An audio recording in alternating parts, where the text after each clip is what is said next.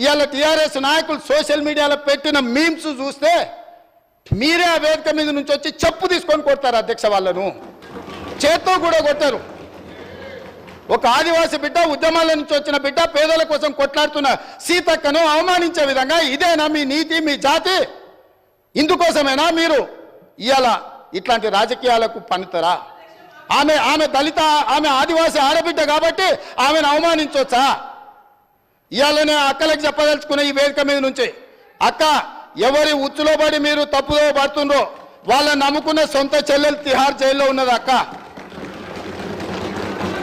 సొంత చెల్లెలు తిహార్ జైల్లో ఉంది అధ్యక్ష. సొంత చెల్లెల్ని తిహార్ జైల్లో పెట్టి ఢిల్లీకి వెళ్ళి మమ్మల్ని లోపలేకు, మా చెల్లెలు కావాలంటే ఇంకో ఏడాది లోపల పెట్టని వేరే సారాలు చేసుకున్న నీచులు అధ్యక్ష వాళ్ళు. వాళ్ళ గురించి ఏందక్క మీరు మాట్లాడేది? ఈ అక్కల కోసం కొట్లాడింది నేను అధ్యక్ష, వాళ్ళు కాదు. కాబట్టి ఆ అక్కల పట్ల నేను మహిళల పట్ల గౌరవంగా ఉండేవాడిని, అక్కల్ని గౌరవించేవాడిని. మంత్రివర్గ సమావేశంలో కుర్చీ లేకపోతే కొండ సురేఖక్కనో సీతక్కనో వస్తే నేను లేచి కూర్చి ఇచ్చిన ఎన్నోసార్లు ఈ అక్కలు ఉండ్రు. ఈ తమ్ముని నమ్ముకున్న అక్కలు మంత్రులై ముందు వరుసలు ఉండరా అధ్యక్ష. ఈ తమ్ముని నమ్ముకున్న అక్కలు మంత్రులై ఇక్కడ ఉన్నారు. ఆ దిక్కుమాల తమ్ముని నమ్ముకున్న అక్కల పరిస్థితి ఏముందో మీకు తెలుసు కదా అధ్యక్ష. సొంత చెల్లెలు జైల్లో ఉంది అధ్యక్ష. ఆ చెల్లె గురించి మాట్లాడారు. కానీ ఇవాళ రైతు రుణమాఫీని దెబ్బతీయడానికి, స్కిల్ యూనివర్సిటీ ఆలోచనను నిరుద్యోగ యువకులకు ఉపయోగపడకుండా అడ్డుకోవడానికి, ఇవాళ మా మాదిగల సోదరుల ఆకాంక్ష నెరవేర్చడానికి ప్రయత్నం చేస్తే సభకు రారు అధ్యక్ష. ఇంతకుముందు మా సభ్యుడు బాగా చెప్పిండు అధ్యక్ష. ఒకనాడు దళితుని ముఖ్యమంత్రిని చేస్తా అని మోసగించిండు, ఉప ముఖ్యమంత్రి ఇచ్చి బర్తరఫ్ చేసిండు. అట్లాంటి పరిస్థితుల్లో శ్రీమతి సోనియా గాంధీ గారు శ్రీ మల్లికార్జున్ ఖర్గే గారిని జాతీయ అధ్యక్షుని చేసింది అధ్యక్ష. శ్రీమతి సోనియా గాంధీ రాహుల్ గాంధీ గారు తమర్ని స్పీకర్గా చేసి ఆ కుర్చీలో కూర్చోబెట్టారు అధ్యక్ష. మీరా కుమార్ గారిని లోక్సభ స్పీకర్గా చేస్తే తెలంగాణ రాష్ట్రం ఇచ్చింది అధ్యక్ష. మీరా కుమారి గారు నేరెళ్లలో దళితులను కరెంటు షాకులు పెట్టి కొట్టించి సంసార జీవితానికి పనికి రాకుండా హింసిస్తే పరామర్శించడానికి మీరా కుమార్ గారు వస్తే ఎయిర్పోర్టుల్ని అరెస్ట్ చేసిండ్రు అధ్యక్ష. అది వాళ్ళ నీతి, వాళ్ళ జాతి. ఇవాళ ఎందుకు రాడు అధ్యక్ష? మిమ్మల్ని సోనియా గాంధీ గారు, మల్లికార్జున్ ఖర్గే గారు, రాహుల్ గాంధీ గారు స్పీకర్ చేసి అధ్యక్ష స్థానంలో కూర్చోబెడితే మీరు అక్కడ కూర్చుంటే అక్కడ కింద కూర్చోవలసి వస్తుందని, మీ ముందల కింద కూర్చోకూడదు అని ఇవాళ సభకు వస్తలేడు అధ్యక్ష. ఏ దళితునైతే ముఖ్యమంత్రిని చేస్తాను దళితులను మోసగించిండో, ఏ దళితుని ఉప ముఖ్యమంత్రిగా చేసి అకారణంగా బర్తరఫ్ చేసిండో, ఇవాళ వాళ్ళను అవమానించిన చంద్రశేఖరరావు మైకులో మాట్లాడాలంటే ఒక దళిత బిడ్డను లేచి అధ్యక్ష నాకు మైక్ ఇవ్వు అని అడుక్కునే పరిస్థితి కాంగ్రెస్ తీసుకొచ్చింది అధ్యక్ష. అది కాంగ్రెస్ గురించి మాట్లాడే అర్హత మీకెక్కడుందని నేను అడుగుతున్నా. కాంగ్రెస్ గురించి మాట్లాడే నీతి, జాతి, సింగిల్ విండో డైరెక్టర్ పోస్టు చంద్రశేఖరరావుకి ఎవరిచ్చారు అధ్యక్ష? కాంగ్రెస్ పార్టీ ఇచ్చింది. కాంగ్రెస్ సింగిల్ విండో డైరెక్టర్ ఇస్తే ఓడిపోయింది అధ్యక్ష. ఓడిపోయినా కూడా సింగిల్ విండో చైర్మన్ చేసిన మదన్ మోహన్ గారు. కాంగ్రెస్ రాజకీయ జీవితం పెట్టిందే వాళ్ళ కాంగ్రెస్.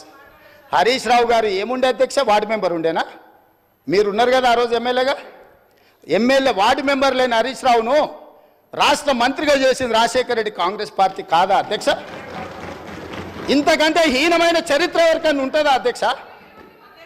ఇన్ని విషయాలు ఉన్నా మేము ఇక్కడ ప్రస్తావించదలుచుకోలేదు అధ్యక్ష. అవన్నీ ఎందుకనంటే గొప్ప లక్ష్యంతో స్కిల్ యూనివర్సిటీ తీసుకొచ్చినాం, గొప్ప లక్ష్యంతో మాదిగ ఉపకళాల వర్గీకరణ కోసం మేము ముందుకు వచ్చినాం. గొప్ప లక్ష్యంతో రైతు రుణమాఫీ చేసి రైతులను ఆదుకొని రుణ విముక్తులను చేసి తలెత్తుకొని ఆత్మగౌరవంతో రైతులు తిరిగే విధంగా ఇవాళ ముందుకు తీసుకెళ్ళాలి రైతులను మేము వస్తే, వచ్చిన కాడి నుంచి మైక్ ఇస్తేనేమో శాపనార్థాలు, మైక్ ఇవ్వకపోతేనేమో పోడియంలా మొత్తం సమయం తీయండి అధ్యక్ష. ఎన్ని గంటలు మాట్లాడినరో మీరు చూడండి అధ్యక్ష. ఎందుకు నడిపినరు అధ్యక్ష? మీరు అర్ధరాత్రి వరకు 3:30 వరకు వాళ్ళకి మైక్ ఎన్నికనే కదా అధ్యక్ష. ఇది మీ గొప్పతనం కాదా? గతంలో బడ్జెట్తో పాటు గ్రాంట్స్ కానీ డిమాండ్స్ కానీ గిలిటన్ చేసి పాస్ చేసుకొని పోలేదా అధ్యక్ష?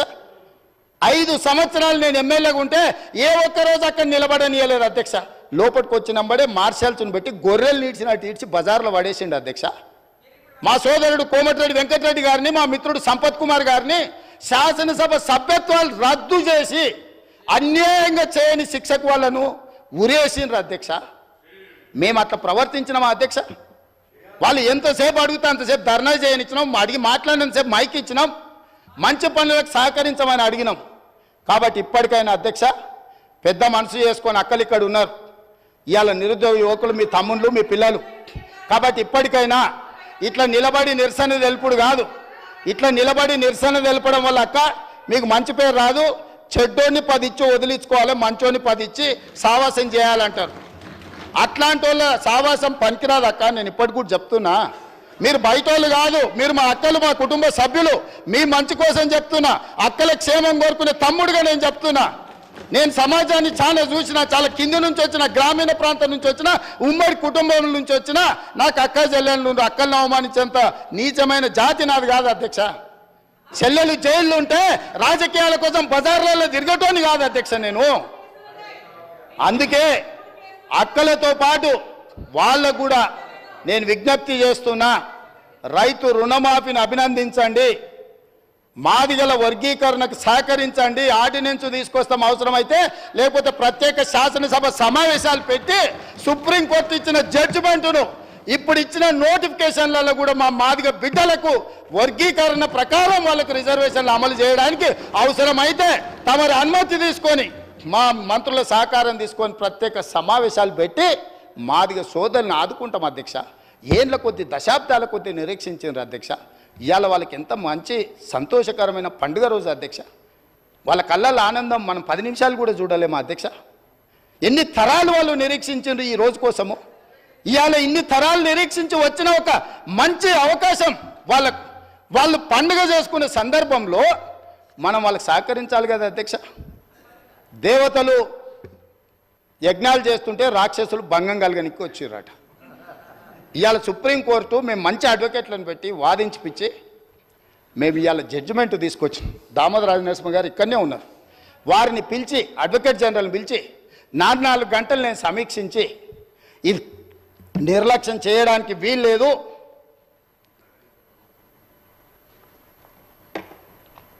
ఏళ్ల కొద్ది సాగడానికి వీల్లేదు, కోర్టుల ఏది ఏమైనా కేసు పూర్తి కావాల్సిందని నేను చెప్పిన అధ్యక్ష. మా ఎమ్మెల్యేలు అందరిని పిలుచుకొని మాట్లాడినా, మా నాయకులను పిలిచి మాట్లాడినా, మిగతా సహచర మంత్రివర్గ సభ్యులకు చెప్పిన మనకు బాధ్యత వచ్చింది. మనం ఇవాళ అధికారంలో ఉన్నాం, ప్రజాప్రభుత్వం ఏర్పడ్డదంటే ఆ బిడ్డలు మన పక్కన బలంగా నిలబడ్డారు, వాళ్ళని కాపాడే బాధ్యత మన మీద ఉందని చెప్పి ఉద్దండులైన న్యాయవాదులను పెట్టి కేసు వాదించి కేసును తుది తీర్పు కాన్స్టిట్యూషనల్ బెంచ్ నుంచి తీసుకొచ్చినాం అధ్యక్ష. ఇంత సంతోషకరమైన వార్త వాళ్ళకు వచ్చినప్పుడు ఆ పిల్లల్లో మనం కలిసిపోయి వాళ్ళ ఆనందంలో భాగస్వామ్యం తీసుకోవాలి అధ్యక్ష, పంచుకోవాలి వాళ్ళలో భాగం. ఎందుకంటే ఈ అధికారం వాళ్ళు ఇచ్చింది అధ్యక్ష. నేను అడుగుతున్నా ఈ సభలో ఇక్కడ ఉన్న వాళ్ళు ఎవరైనా, ముఖ్యంగా మా అక్కల్ని అడుగుతున్నా, ఆ దళిత బిడ్డలు ఓట్లు లేకుండా మీరు ఎమ్మెల్యేలు అయినా, నేను ముఖ్యమంత్రి అయినా, ఆ దళిత బిడ్డలు ఇవాళ సంతోషపడే రోజు వస్తే మన పట్టుదలలు పట్టింపులు పక్కన పెట్టి మన రాజకీయాలకు అతీతంగా ఈ బిడ్డల కోసం మేము నిలబడ్డాం. మా ఆత్మ గౌరవాన్ని ఒకవేళ అవమానించిందని మేము భావించినా మా ఆత్మ గౌరవాన్ని కూడా మాదిగ బిడ్డల కోసం మేము ముందుకొచ్చి రాజకీయాలకు అతీతంగా మీకు అండగా నిలబడుతున్నామని మా అక్కలు మాట్లాడుంటే వారు విఘ్నత ప్రదర్శించే వాళ్ళు, మాదిగ బిడ్డలకు కూడా అక్కలై ఉండేవాళ్ళు, ఆ పెద్దక్కల్ని వాళ్ళు గౌరవించి ఉండేవాళ్ళు అధ్యక్ష. ఒక దొర చేతిలో దొర పండిన కుట్రలో ఇవాళ మా అక్కలు చిక్కుకొని ఇటు బయటికి రాలేక అటు లోపల ఉండలేక ఈరోజు మదన పడుతుంది. మీరైనా దారి చూపించండి అధ్యక్ష మా అక్కలకు. మీరైనా, మీకు కూడా దగ్గర చాలా పరిచయాలు ఉన్నాయి కదా, మీకు తెలుసు కదా అధ్యక్ష, నాకు తెలుసు కదా మీకున్న పరిచయాలు కానీ. అందుకే మీరైనా మార్గం చూపించండి అక్కలకు. అదేవిధంగా ఏది ఏమైనా ఈ స్కిల్ యూనివర్సిటీ మీద మా భారతీయ జనతా పార్టీ సభ్యులు, మా మిగతా సభ్యులందరూ కూడా ఈ స్కిల్స్ యూనివర్సిటీకి అండగా నిలబడ్డందుకు అందరి పక్షాన, తెలంగాణ నిరుద్యోగ యువకుల పక్షాన అండగా నిలబడ్డ ప్రతి ఒక్కరికి మనస్ఫూర్తిగా ధన్యవాదాలు తెలియజేస్తున్న అధ్యక్ష. అదేవిధంగా మా ఎంఐఎం ఫ్లోర్ లీడర్ గారు సూచన చేసిండు అధ్యక్ష, సంతోషం. వారు ఇచ్చిన సూచనని పాటించడానికి మాకు ఎలాంటి అభ్యంతరం లేదు. వారు ఇచ్చిన సూచన మేరకే నేను కూడా లేచి మిమ్మల్ని రిక్వెస్ట్ చేసిన, వాళ్ళకి మైక్ ఇవ్వండి అధ్యక్ష, ప్రధాన ప్రతిపక్షం మాట్లాడాలని. మైకు తీసుకున్నారు, మాట్లాడిండ్రు, వాకౌట్ చేసి వెళ్ళిపోయిండ్రు అధ్యక్ష. ఇదా అధ్యక్ష? మా మిత్రుడు కూడా అర్థం చేసుకోవాలి. మాట్లాడేసి మైక్ ఇస్తే మాట్లాడతాం, మేము ఏది వినాం, మేము పోతాం. ఏం పద్ధతి అధ్యక్ష? ఏం పద్ధతి? మీరు మైక్ ఇవ్వనంతసేపు ఇక్కడ ఉన్నారు, ఎవరిని మాట్లాడనియలే. మైక్ ఇచ్చిన ఎంబడే మాట్లాడేసి వాకౌట్ చేసి వెళ్ళిపోయినారు అధ్యక్ష. ఇదే నా అధ్యక్ష న్యాయము. అందుకే ఇక చర్చలు వాళ్ళ నుంచి మనం ఏం ఆశించలేము అధ్యక్ష. వాళ్ళ నుంచి ఏమన్నా ఆశిస్తే కుక్కతోక పట్టుకొని గోదావరి ఈదినట్టే అవుతుంది అధ్యక్ష. కుక్కతోక కట్టె కట్టినంతసేపే చక్కగా ఉంటుంది అధ్యక్ష. కట్టె తీయంగానే అది 3 వంకర్లు తిరుగుతూనే ఉంటుంది. వాళ్ళ బుద్ధి కూడా గట్లాంటిదే. వాళ్ళకు దేవుడు జ్ఞానం ప్రసాదించాలని కోరుకుంటూ అధ్యక్ష, I'm making constructive suggestions. I'm requesting Revanth Reddy గారు, సీఎం గారు, నేను అడిగేది మీరు లీగల్గా అడ్వైస్ తీసుకోండి. ఎందుకంటే చట్టము ఆనాడు మనము భూసేకరణ చేసింది ఒక కండిషన్ మీద. అది కాకుండా దీన్ని దేనికి పెట్టినా కూడా మీరు న్యూయార్క్ చేస్తాం మహేశ్వరం అని చెప్పారు. ఆడ న్యూయార్క్ చేయండి, యువతల లండన్ చేస్తామంటున్నారు, మూసీని చేయండి, వద్దంటలేము. యువతల టోక్యో కూడా చేస్తాం, మీరు షాబాద్ అంటే చేయండి, మేము వద్దంటలేము. కానీ ఆ చట్టం ఒకసారి చూసుకోండి, అదొక్కటి చూసుకోమని నేను కోరుతా ఉన్నా. ఫార్మా సిటీ భూములు తిరిగిస్తామన్నారు. సహకరించాల్సింది పోయి కాళ్ళల్లో కట్టెబెట్టి కింద పడేసి ఈ చర్చనే జరగొద్దని, ఈ చర్చను తప్పుదో పట్టించాలని నిన్నగాక మొన్న మీ అందరి సమక్షంలో రైతు రుణమాఫీ 2వ విడత దాదాపుగా 1,50,000 వరకు ఉన్న రైతులకు 6,198,00,000 విడుదల మా ఆర్థిక మంత్రి గారు, ఉప ముఖ్యమంత్రి గారు చేస్తే ఆ చర్చ ఎక్కడ జరగొద్దు, రైతులకు చేరొద్దని ఒక దుర్మార్గమైన ఆలోచన రాజకీయ పాచికతోని సభను స్తంభింపజేసి ఆడబిడ్డలను అడ్డం పెట్టుకొని, అక్కల్ని అడ్డం పెట్టుకొని రాజకీయం చేస్తారు అధ్యక్ష. ఇదా అధ్యక్ష? ఇదా అధ్యక్ష? నేను మాట్లాడాలంటే చాలా మాట్లాడగలను అధ్యక్ష. ఆ అక్కలకు నేను చెప్పగలను, ఆ అక్కల్ని నేను సొంత అక్కల్లాగానే భావించిన. ఒక అక్క నన్ను నడి బజార్లో వదిలేసిన నేనేమనలే. ఇంకొక అక్క ఎలక్షన్కి పోతే నా మీద 2 క్రిమినల్ కేసులు అయిన ఈ రోజుకున్న కోర్టుల చుట్టూ తిరుగుతున్న అధ్యక్ష. మీరు మాత్రం అక్కడికి వెళ్ళి మహిళా కమిషన్ చైర్పర్సన్ తెచ్చుకున్నారు, ఎమ్మెల్యే టికెట్ తెచ్చుకున్నారు, ఎమ్మెల్యేలు అయినారు. నేనేమన్నాను అధ్యక్ష? నా మీద కేసులు తీయాలని, అరే తమ్ముడు నా ఎలక్షన్కి వచ్చిండు, ఆయన మీద ఎందుకు కోపం, కేసులు తీయండి అని ఎప్పుడని చెప్పిండ్రు అధ్యక్ష?